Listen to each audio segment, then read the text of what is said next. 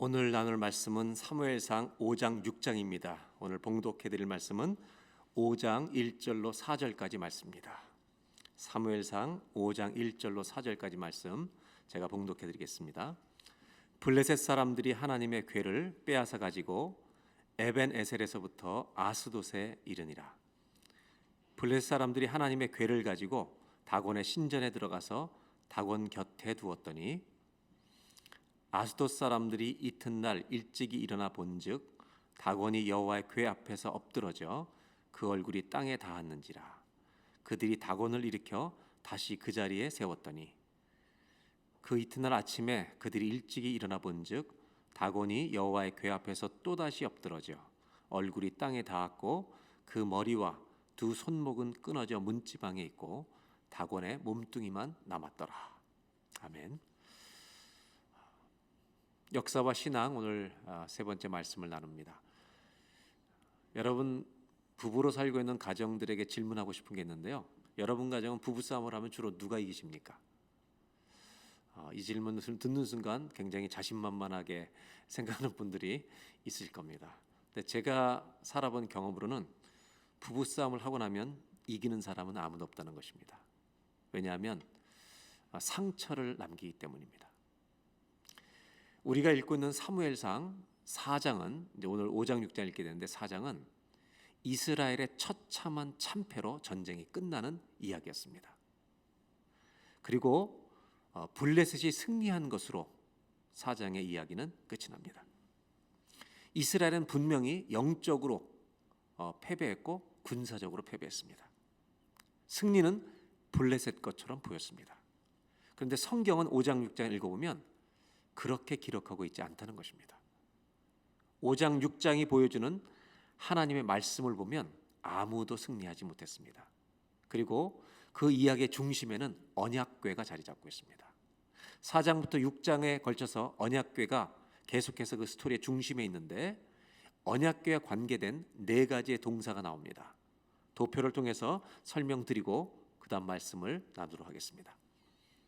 4장의 이스라엘 백성들은 첫 번째 전쟁에서 진 다음에 언약궤를 가져옵니다. 첫 번째 동사가 언약궤를 가져온 것입니다. 전쟁터에 에벤에서를 가져왔을 때 이들은 이제 함성을 지르며 승리할 거라고 생각합니다. 그러나 안타깝게도 두 번째 전쟁에서 패배를 당하고 언약궤를 빼앗겼다라는 동사가 두 번째로 나옵니다. 이것이 4장입니다. 5장 6장에는 두 개의 동사가 또 나오는데 하나는 블레셋 사람들이 언약궤를 빼앗았습니다. 그런데 빼앗고 난 다음에 문제가 많이 생겨서 결국은 언약궤를 다시 이스라엘 진영으로 돌려보냈다. 이 돌려보냈다는 이 동사 네 가지가 이 언약궤와 함께 어우러져 있습니다. 4장에서 우리 주님이 가르쳐 주시는 것은 언약궤를 붙드는 것이 신앙이 아니라 하나님을 붙드는 것이 신앙이라는 것을 이스라엘 백성들에게 가르쳐 주기 원하셨던 것입니다. 이제 5장에 블레셋은 이스라엘을 이기고 수많은 사람을 죽이고요. 언약궤까지 빼앗은 채로 돌아왔습니다. 5장 1절을 오늘 다시 보도록 하겠습니다. 블레셋 사람들이 하나님의 궤를 빼앗아 가지고 에벤에셀, 이스라엘 진영에 있던 에벤에셀부터 그 언약궤를 빼서 블레셋의 아스돗이라는 지역에 이르게 됩니다. 언약궤를 갖다 놓습니다. 세 개의 지명이 블레셋에 나옵니다. 첫 번째가 아스돗이라는 곳에 언약궤를 갖다 놨습니다. 2절 블레셋 사람들이 하나님의 궤를 언약궤를 가지고 자기들이 섬기는 우상 다곤 신전에 들어가 다곤 신상 옆에다가 고스란히 언약궤를 갖다 놓습니다. 그러니까 여러분 지금 이 장면은 블레셋은 축제의 분위기입니다. 전쟁에서 이기고 이스라엘 백성들이 그렇게 애지중지하는 언약궤까지 자기들의 신전 옆 안에다 갖다 놨으니까 모든 것을 가진 것처럼 흥분하고 있었습니다. 이 다음에 펼쳐질 이야기는 블레셋 사람들 안에 승리의 기쁨이 넘치더라라고 하는 이야기가 펼쳐지는 게 정상입니다. 그런데 이야기가 이상하게 전개됩니다. 전혀 다른 설명이 전개됩니다. 그것이 3절입니다.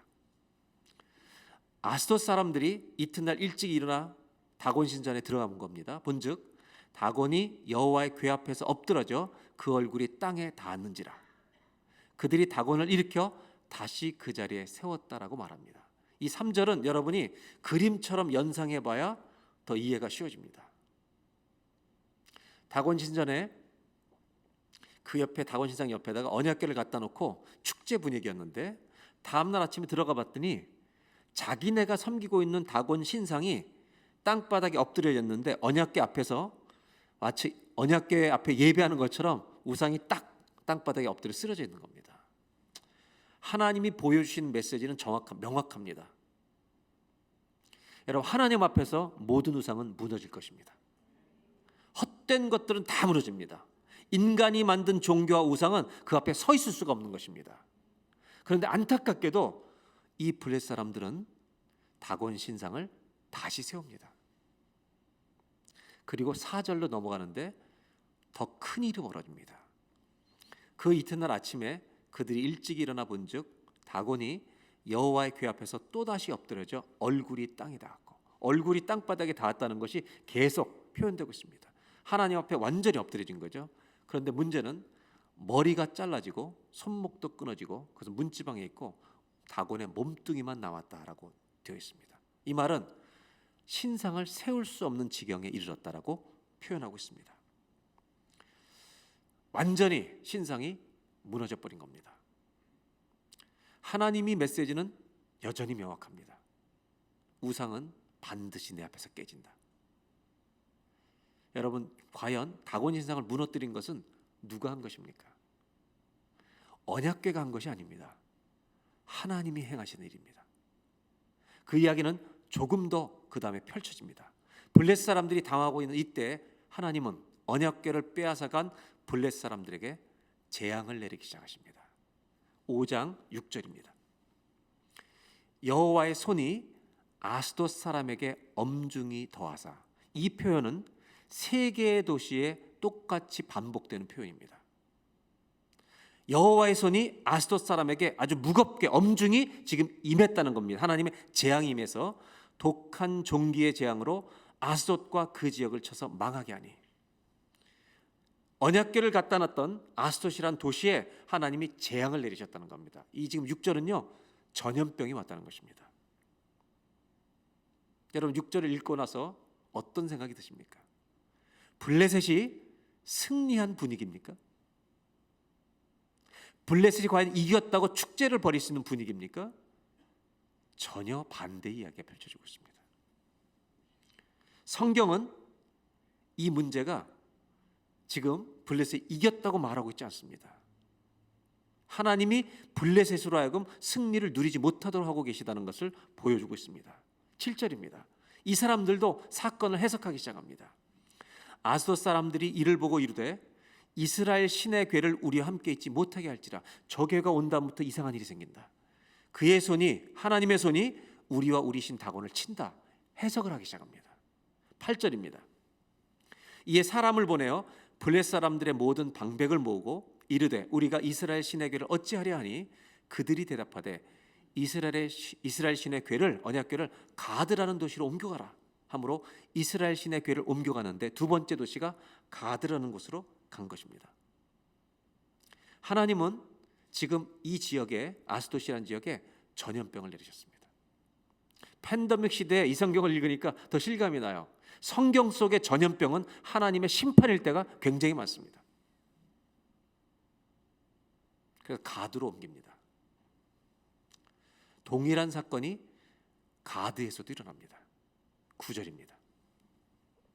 그것을 옮겨간 후에 여호와의 손이 심히 큰 환난을 그 성읍에 더하사, 아스돗에서 행하셨던 모든 대로 하나님이 똑같은 방법대로 이 성에서도 하나님이 재앙을 허락하십니다. 이것은요 주님의 심판입니다. 성읍 사람들의 작은 자와 큰 자를 다 쳐서 독한 종기가 나게 하신지라. 그들이 다 전부 다 인지할 수 있는 전염병이 다 돌고 있는 겁니다. 하나님을 우상처럼 대하면 반드시 심판당합니다. 지금 이 이스라엘을 물리친 블레셋은 승리가 아니라 재앙을 경험하고 있습니다. 이 사람들은, 가드 사람들은 어떻게 하는가? 또 다른 곳으로 보내자는 것입니다. 5장 10절입니다. 이에 그들이 하나님에게를 에그론으로 보냅니다. 세 번째 도시입니다. 아스돗, 가드, 세 번째 에그론으로 보냅니다. 하나님의 교회가 에그론에 이른즉 에그론 사람들이 조금 똑똑한 것 같습니다.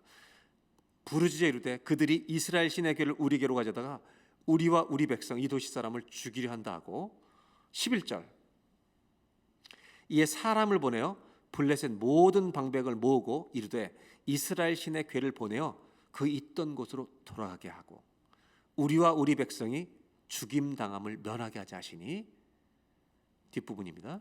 이는 그렇게 하는 이유는 온 성읍이 사망의 환난을 당하며 많은 사람이 죽는 겁니다. 거기서 하나님의 손이 엄중하심으로 세 도시에서 똑같은 일이 반복되고 있습니다. 승리를 누려야 될 블레셋이란 이 도시마다 언약궤 가는 곳마다 하나님의 손이 엄중히 심판을 그 도시에 임해서 도시에 질병이 돌고 많은 사람들이 죽어가고 있었다는 것입니다. 승리한 줄 알았던 블레셋에 주님의 심판이 임했다는 것입니다. 4장과 5장을 읽으면서 성경이 보여주고 있는 것이 있습니다. 4장도 패배고 5장도 패배입니다. 이스라엘도 졌고 블레셋도 졌습니다. 그래서 오늘 제목은요, 승리가 없는 전쟁입니다. 누구도 이기지 않았습니다. 이 역사 속에서 지금 이기시는 분은 하나님 한 분밖에 없습니다. 5장은 블레셋의 참패를 보여주고 있습니다. 언약궤를 가지고 왔던 모든 도시마다 재앙을 만나고 있습니다. 하나님은 그 땅이 견딜 수 없도록 심판하십니다. 왜 이렇게 하시는 것입니까? 왜 이렇게 잔인해 보이는 심판을 이 땅에 내리고 계시는 것입니까? 우리는 한 가지는 분명히 알아야 됩니다. 사랑과 공의 하나님이 참을 수 없을 만큼 재앙과 심판을 내신다는 것은 그거보다 더 중요한 메시지가 그 안에 있다는 것입니다.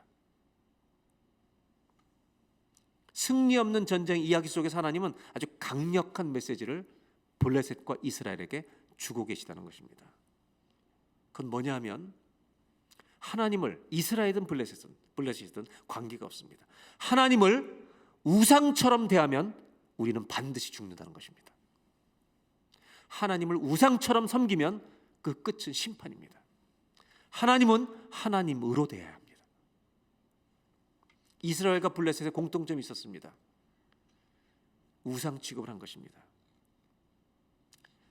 여러분, 블레셋이 우상 취급한 것은 이해가 돼요. 왜? 우상 섬기던 자였으니까.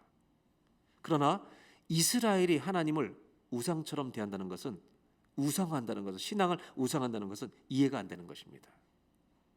우상화한다는 말은 뭐냐 하면 하나님을 인격체가 아닌 대상으로 이해한다는 것입니다. 수호신처럼, 내가 원하는 것을 이루어내는 어떤 수호신처럼 대한다는 것입니다. 하나님은 결국 두 민족에게 모두 패배를 주십니다. 여러분, 위조 지폐라는 것이 왜 위험한 것입니까? 돈이 아닌 것이 돈의 역할을 하려고 하기 때문입니다. 위조 지폐는 형벌을 받고 감옥에 가면 그 벌의 처벌을 받을 수 있습니다. 그러나 신앙이 아닌 것으로 신앙인 것처럼 만약에 산다면 그것은 심판입니다.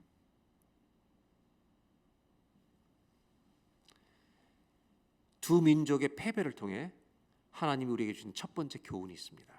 한번 따라해 보실까요? 헛된 신앙을 가지고 아무도 하나님 앞에 설 수 없습니다. 거짓된 신앙은 하나님 앞에 반드시 망한다는 것입니다. 절대로 설 수 없습니다. 철저하게 무너뜨리십니다. 블레셋이 승리했다고 웃기지 말라는 것입니다. 이스라엘 완전히 참패를 경험하게 하십니다.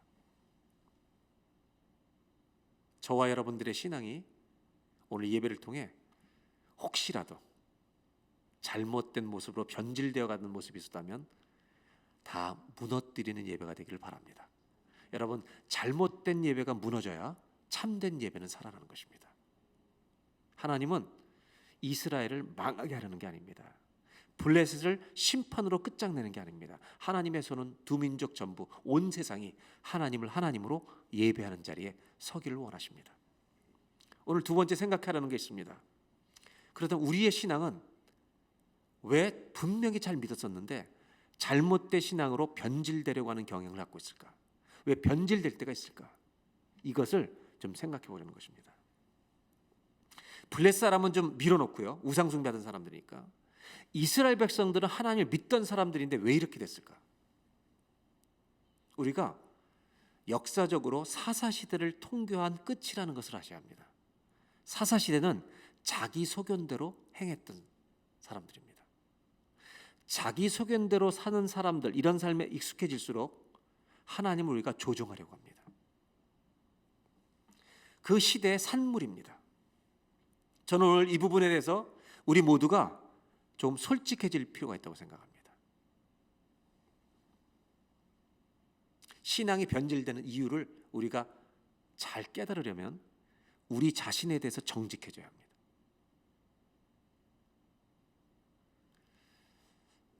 우리의 신앙을 우상숭배처럼 바꿔버리는 가장 중요한 원인은 욕심입니다.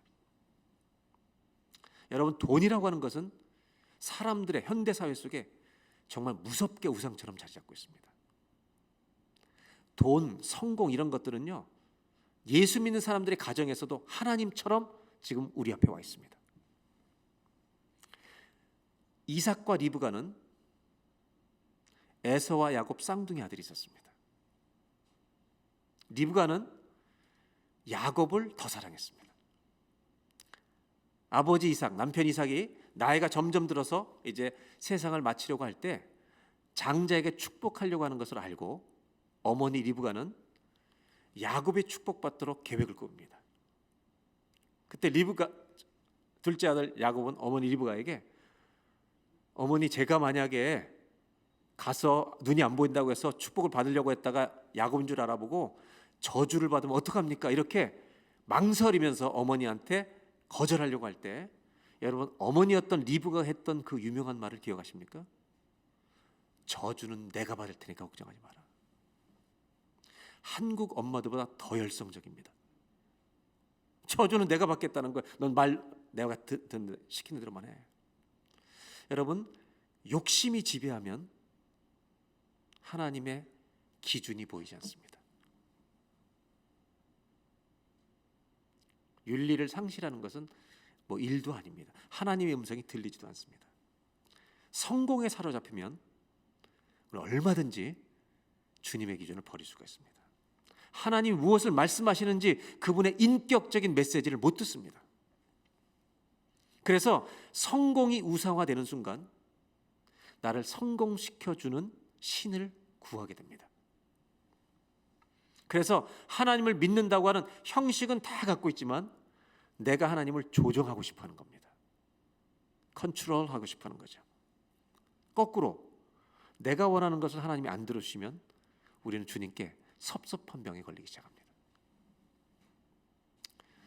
제가 한국에서 목회할 때 오래전이죠. 30대 젊을 때인데 성경 공부하던 그룹 중에서 이제 말씀 묵상을 하고 이렇게 성경 공부를 하고 있는데 한 권사님이 자기 둘째 딸 시집 가는 문제를 놓고 기도 제목을 내놨습니다.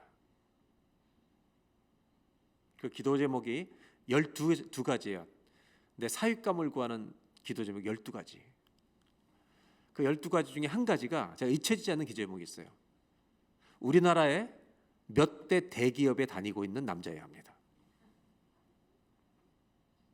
저는요 정말 그걸 들으면서 웃었습니다. 물론 어떤 청년 중에는 아주 자세한 기도를 주님께 드리라고 해서 남편감의 기도 제목이 조건이 99가지를 써놓은 자매도 있었던 걸 저는 기억합니다. 저는 이걸 나쁘다고 얘기하려는 것은 절대 아닙니다. 무조건 죄다, 저는 몰아붙이고 싶지도 않습니다. 여러분, 부모들이 자녀가 잘 되기를 바라는 것은 본능입니다. 저희 딸들도 마찬가지일 거예요. 아주 어릴 때 제가 물어봤어요. 너희들은 어떤 사람과 결혼하고 싶냐고 물어봤더니 얘네들이 하이스쿨 다닐 때쯤이었는데, 물론 첫째는 신앙이죠.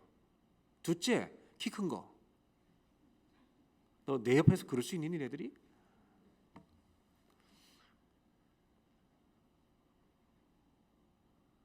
저도 부모 된 자로 처녀가 잘 되길 바라죠. 저는 이렇게 얘기하고 싶어요. 그런 요구는 저는 귀엽다고 생각합니다. 근데 제가 오늘 여러분들에게 정말 나누고 싶은 것은 부모로서 자연스럽게 잘 되길 바라는 마음이냐, 아니면 진짜 중심의 성공이 자리 잡고 있는 거냐, 이거 밝혀내라는 것입니다. 자기 중심의 성공이 완전히 목표로 삼아 있으면서 신앙의 이름으로 기도하고 있는 거 아니에요. 그것만큼은 밝혀내라는 겁니다. 포장하지 말라는 것입니다. 어떤 부모님은 취직을 놓고 기도할 때 남의 집 아들들은 다 취직되는데 내 아들만 안 되니까 주님께 기회를 드립니다. 주님, 3개월입니다. 3개월 안에 해결하십시오. 저는 이것도 귀엽다고 보는 겁니다. 오늘 제가 여러분의 가슴 속에 묻는 질문이 하나 있습니다. 여러분, 부모의 본능으로 자녀를 사랑하는 마음으로 구하는 것입니까? 아니면 여러분의 목표가 돈입니까? 신분 상승입니까? 성공입니까? 그것을 밝혀내는 것이 필요하다는 겁니다.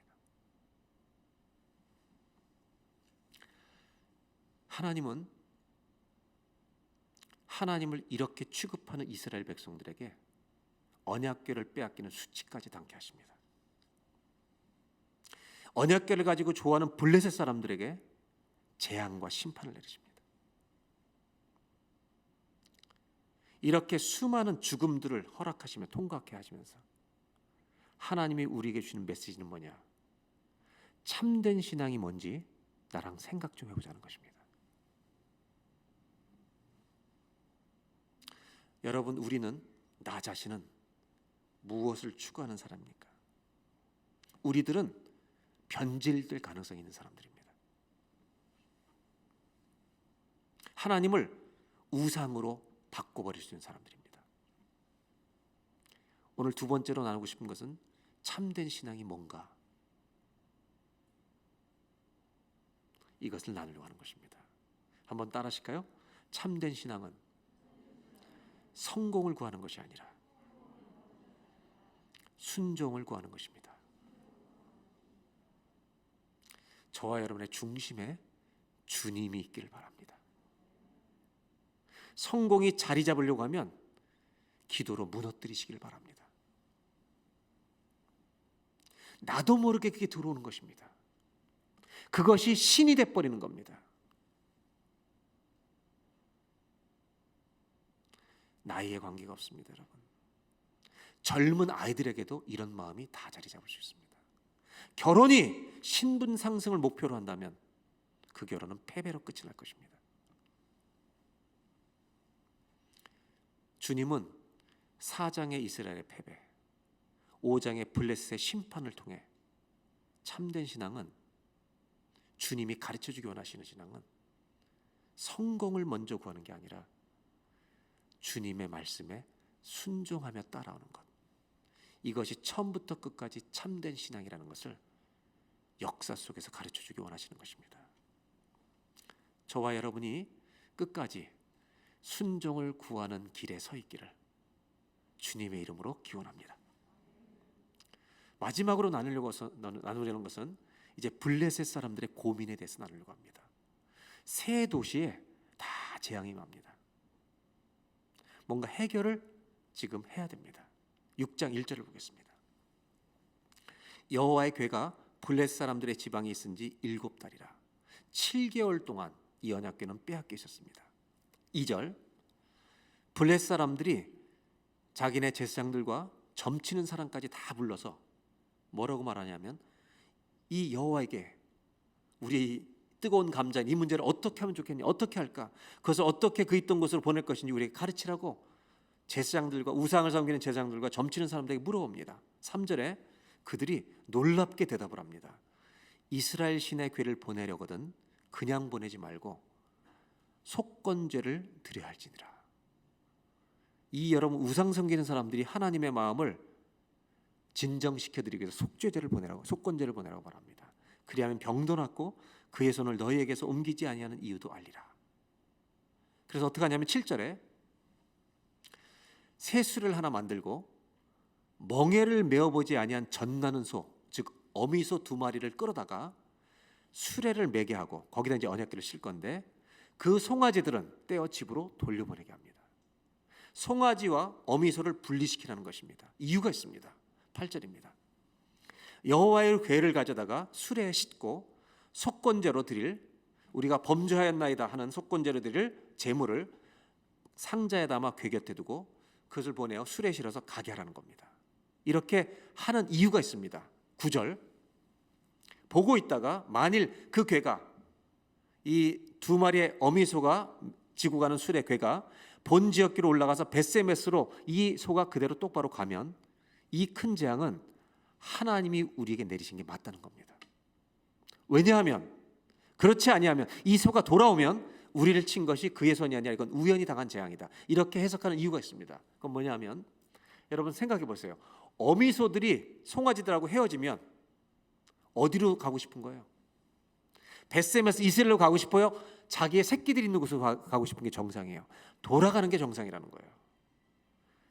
거꾸로 말하면 벳세메스로 가는 것은 확률이 매우 낮은 것이에요. 근데 만약 그렇게 간다면 이건 하나님이 저들의 하나님의 어떤 역사와 섭리가 있다. 그래서 뭐라고 해석하냐면 저 암소들이 벳세메스로 그냥 가면 저 수레를 끌고 가면 우리에게 미친 재앙과 심판은 그분이 하신 것이다. 어떻게 됐을까요? 12절입니다. 암소가 벳세메스 길로 바로 행하여 대로로 가며 갈 때 암소들이 울면서도요 좌우로 치우치지 않아요. 울면서도 그냥 가요. 블레셋 방백들이 벳세메스 경계선까지 이게 이스라엘까지 잘 넘어가나 따라갑니다. 13절 벳세메스 지역은 여호수아서에 보면 레위 지파에게 나누어진 땅이 있는 동네입니다. 사람들이 골짜기에서 밀을 베다가 하나님의 언약궤가 들어오는 걸 보고 너무너무 기뻐하는 거예요. 빼앗겼던 게 돌아오니까.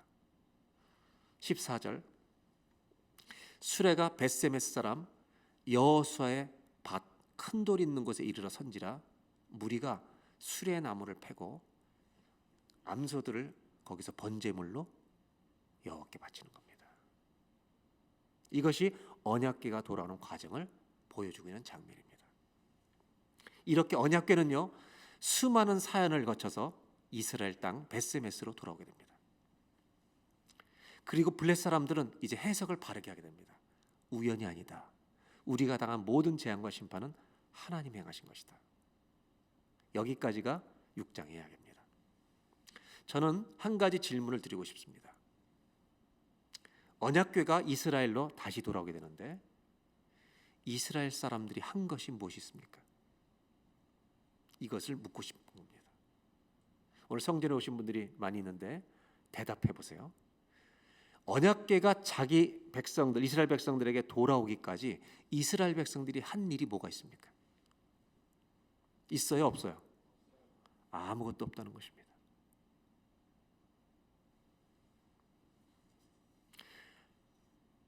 아직 회개도 한 게 아닙니다. 하나님의 언약궤는요 스스로 돌아옵니다. 잠깐 지도를 보여드리겠습니다. 이 지도는 언약궤가 움직인 경로입니다. 잘 보이시나요? 1번 혹시 보세요. 1번? 1번이라고 써있는 제일 오른쪽에 위에 여기 실로입니다. 여기서 출발하는 겁니다. 사무엘과 엘리 제사장이 있을 때 언약궤는 여기 있었습니다. 사장에서 전쟁에서 처음에 실패하자 여기서 언약궤를 가지고 에베네셀까지 오는 겁니다. 그리고 에베네셀 언약궤가 올 때 사람들이 함성을 지른 겁니다. 다 이긴 줄 알고 언약궤를 가지면 이긴 줄 알고 이스라엘 백성들이 그때 블레셋은 바로 건너편 아벡의 진을 치고 있습니다. 여기서 전쟁이 벌어진 겁니다. 두 번째 전쟁에서 참패를 당하고 수많은 이스라엘 사람들이 죽고 언약궤를 빼앗겨서 아벡에서부터 아스돗까지 내려간 겁니다. 오늘 5장에 나온 아스돗이 지중해 해안에 있는 도시입니다. 저기에 하나님이 재앙을 내리시니까 가드로 보냅니다. 가드에 재앙이 내리니까 에그론으로 보냅니다. 여기까지가 지금 블레셋이었습니다. 그리고 에그론에 있던 언약궤를 암소에게 매가지고 술에 실어서 벳세메스로 보내는데 이놈들이 똑바로 가버리는 겁니다. 새끼를 찾지 않고. 그리고 거기서 번제물로 바쳐집니다. 혹자는 이 번제물로 바치는 암소를 예수 그리스도의 희생으로 보고 있습니다. 그리고 다음 주 7장에 이 벳세메스에 있던 언약궤는 기럇 여아림으로 옮겨지고 거기서 20년 동안 아비나답의 집에 있게 됩니다. 그리고 20년 뒤에 다윗이 왕이 된 후에 예루살렘 성으로 들어가게 됩니다. 이 지도를 보시면 언약궤 경로가 보이는데 빨간색은 이스라엘이 소유하고 있는 사인입니다. 보라색은 블레셋이 가지고 있는 것입니다. 자, 오늘 제가 마지막으로 나누려고 것은 이 언약궤 행로를 보면서 빼앗겼던 언약궤가 스스로 돌아왔던 경로를 보여드린 것입니다. 네, 지도는 됐습니다. 언약궤가 돌아오고 있다는 게 무슨 말일까? 이스라엘이 한 일이 도대체 무엇인가? 하나님 앞에 이스라엘 백성이 무엇을 했다고 언약궤가 스스로 돌아오는 것인가? 아무것도 안 했습니다. 하나님이 살아계시다는 걸 보여주며 하나님은 홀로 자기 백성의 땅으로 들어오십니다. 하나님은 홀로 일하고 계십니다. 이 언약궤가 들어오는 여정을 스스로 자기 백성에게 돌아와서 나는 살아있는 여호와라고 가르치는 이 여정을 저는 은혜라고 부릅니다. 우리가 아무것도 한 것이 없는데 주님이 우리를 여전히 사랑하십니다. 우리에게 오십니다. 역사가 주는 너무 중요한 교훈이 있습니다. 역사를 펼쳐놓고 보니까 이 역사 속에 하나님의 은혜가 흐르고 있다는 것이 계속 보입니다. 저와 여러분의 인생 가운데도 이 은혜는 계속 흘러왔습니다. 그럼에도 불구하고 우리는 내 성공을 위해, 내가 원하는 것을 얻기 위해 신앙을 변질시킬 때가 있습니다. 그래서 마지막 질문을 하고 싶습니다. 욕심과 신앙 사이에서 우리가 끝까지 신앙을 잘 지킬 수 있을까요? 여러분 자신이 있습니까? 변질되지 않고 우리 신앙을 끝까지 잘 지킬 수 있을까요? 만일 참된 신앙을 끝까지 지키는 것이 승리라면 우리가 이 승리를 취할 수 있을까요? 언약궤가 돌아오는 것이 그 답을 줍니다. 하나님의 은혜가 있기 때문에 가능합니다. 참된 신앙을 지키는 게 승리라면 우리의 힘으로는 안 됩니다. 우리는 언제나 넘어질 수 있는 사람이고 변질시킬 수 있는 사람이기 때문입니다. 그러나 승리가 가능한 이유는 주님의 은혜가 역사하고 있기 때문입니다. 언약궤가 이스라엘에 돌아가듯이 우리가 쓰러지고 넘어지고 변질릴 때 주님은 저와 여러분의 인생에도 나타나실 것입니다. 깨우러 오실 것입니다. 홀로 오실 것입니다. 너 뭐하고 있느냐 흔들러 오실 것입니다. 사랑하는 교우 여러분, 우리는 이 믿음을 노력도 해야 되지만 주님의 은혜로 인하여 지키게 될 줄로 믿습니다. 이것이 성경이 주는 마지막 결론입니다. 한번 따라 하실까요? 하나님의 은혜 안에 영원한 승리가 있습니다. 하나님의 은혜가 있기 때문에 이 믿음 지키는 것입니다. 염려하지 마십시오. 내 욕심이 이기는 것처럼 보일 때가 있습니다. 그러나 십자가의 은혜가 이길 것입니다. 예수의 피가 이길 것입니다. 그분의 사랑이 이길 것입니다. 언약궤는 홀로 이스라엘을, 그 백성을 향해 찾아서 돌아오십니다. 하나님이 홀로 이스라엘 품으로 걸어오십니다. 내가 넘어졌을 때 홀로 걸어서 내 인생에 찾아오실 주님이 살아계시기 때문에 그분은 우리에게 오셔서 우리 일으켜 주실 것입니다. 끝까지 하나님의 은혜로 승리하는 온 교회가 되시기를 주의 이름으로 기원합니다. 기도하겠습니다. 하나님, 우리 중심에 주님이 계시게 해주시길 원합니다. 오늘 이 예배를 통해 헛된 신앙들 다 무너지게 해주시고, 혹시라도 돈, 욕망, 성공, 이것이 정말 내 중심에 자리 잡고 있다면 하나님 깨뜨려 주시길 원합니다. 다곤 신상처럼 무너뜨려 주시길 원합니다. 이것이 저와 여러분의 오늘의 기도가 되길 원합니다. 그리고 주님, 제가 넘어져 쓰러져 있을 때 저에게로 걸어와 주십시오. 이스라엘 백성들에게로 돌아오신 것처럼 그 은혜를 우리에게 베푸셔서 끝까지 참된 신앙을 지키며 주님 나라까지 걸어가는 우리 모두가 되게 하여 주옵소서. 우리 다 같이 한번 자유롭게 기도하겠습니다. 하나님 아버지, 오늘도 주님 앞에 나와 예배합니다. 주님을 바라봅니다. 이스라엘의 역사 속에서 하나님이 어떻게 행하셨는지를 우리는 눈으로 바라보고 귀로 듣습니다. 하나님, 이스라엘도 패배하고 블레셋도 패배합니다. 다 졌습니다. 주님은 그 패배를 통해 무엇을 말씀하고 계시는지 귀 기울여 듣게 해주시기를 소원합니다. 하나님, 어떤 우상도 어떤 헛된 신앙도 하나님 앞에서는 반드시 죽고 끝날 것입니다. 헛된 신앙의 마지막은 심판밖에 없습니다. 하나님, 참된 신앙이 무엇입니까? 이것을 가슴속에 새기는 오늘 예배가 되게 해주시길 원합니다. 우리의 거짓된 것들은 다 무너뜨려 주시고, 우상 숭배처럼 신앙생활하는 것 다 깨뜨려 주시고, 성공을 구하는 자가 아니라 순종을 구하는 자가 되게 해주시길 원합니다. 하나님, 그 믿음의 길을 끝까지 걸어갈 수 있도록 주여 도와주시옵소서. 정말 감사한 것은 홀로 걸어서 이스라엘로 돌아가시는 하나님이 계시기 때문입니다. 아무것도 한 것이 없는데 주님이 홀로 언약궤를 가지고 가십니다. 우리 인생에 이런 일이 얼마나 많이 있었습니까, 하나님? 그 은혜가 아니면 어떻게 우리가 신앙을 똑바로 지킬 수 있습니까, 하나님? 은혜를 기억하는 자가 되게 하여 주옵소서. 은혜 때문에 사는 자가 되게 하여 주옵소서.